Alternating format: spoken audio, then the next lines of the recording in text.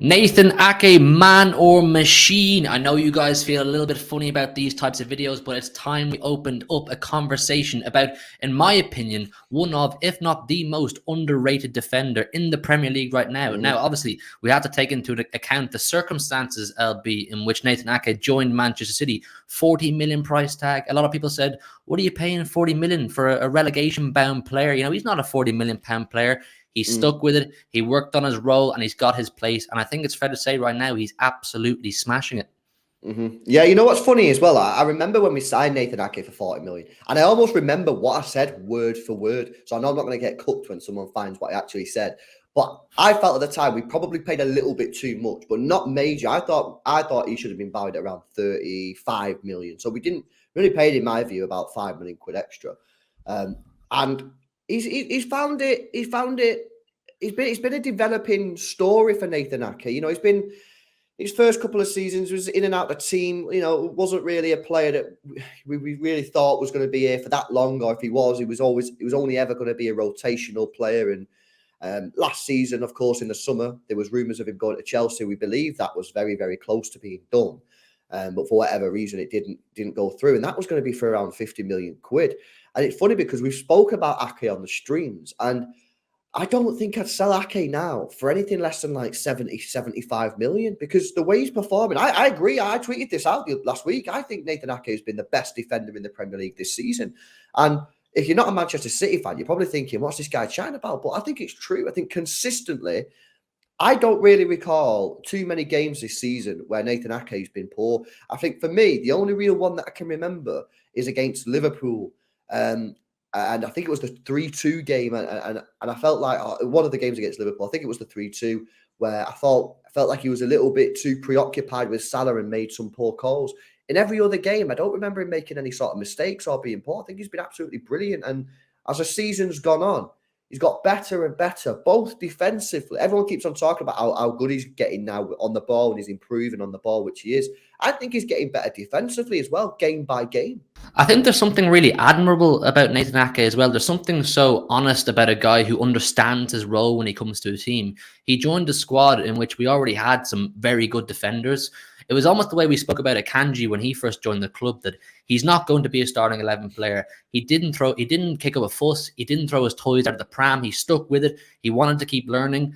Similar to Zinchenko as well, he was offered to go away to another club where he may get more game time, but he said, no, I want to stick here and fight for my place. And listen, he's prevailed. You can see this season more than ever, all the focus this season has been on the butcher, you know, Lisandro Martinez, Varane, Saliba, Gabriel, and all these centre halves that everyone's gassing up. Well, meanwhile, this guy's gone under the radar, dropping at least a 7.5 and 8 every single week. Centre half, left back, it doesn't matter. He's happy to refine his game.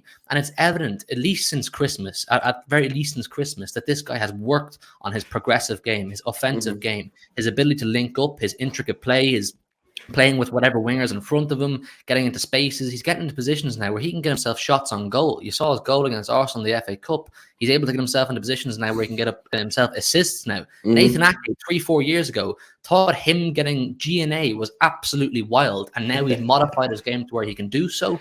So to have a player in the squad like that who can step in when we lost Cancelo, when we lost Zinchenko, and it's looked seamless, I think it's fair to say we've struck gold. I agree. And, you know, Pep Guardiola clearly rates him. He's our seventh most played player in terms of minutes this season.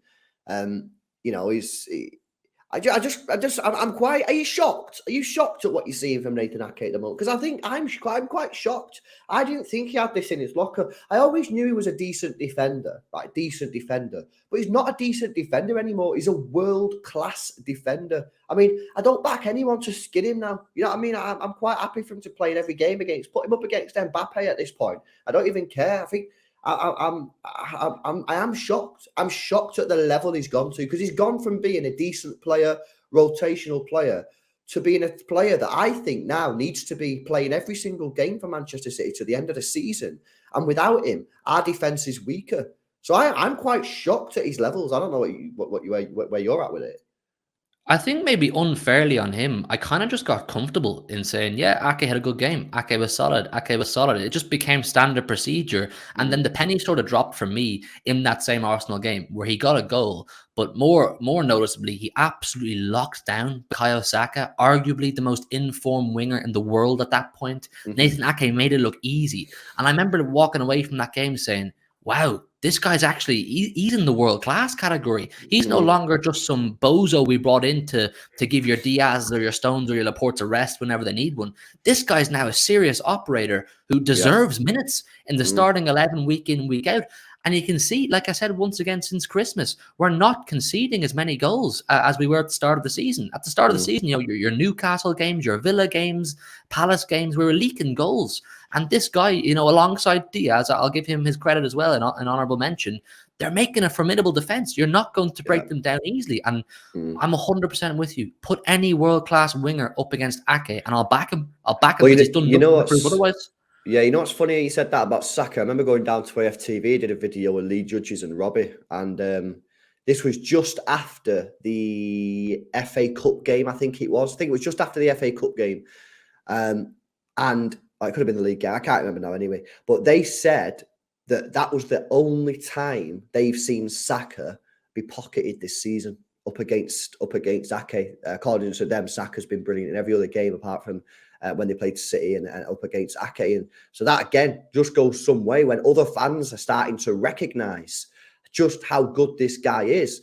He's contracted until 2025, so he's got 2 years left on this contract. That'll take him to 30 years old. For me, City have to be getting this guy a new contract. I think they have to give him a big boost in pay. I've seen that Akanji's on 180 grand a week at Manchester City.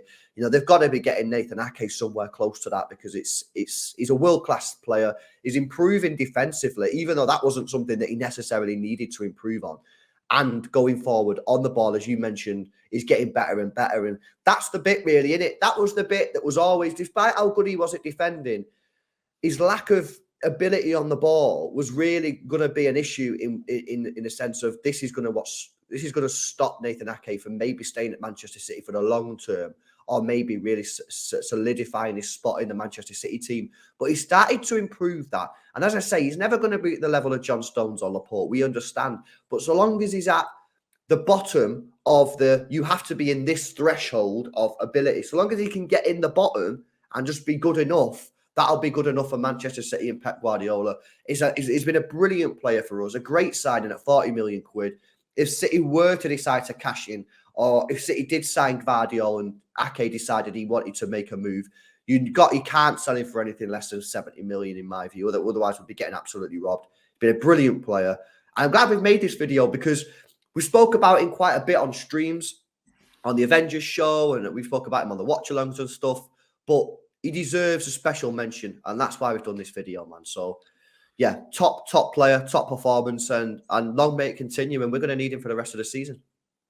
I'm just really glad now that we didn't sell him last summer. I think that would have been detrimental business if we had have let Nathan Ake go last summer.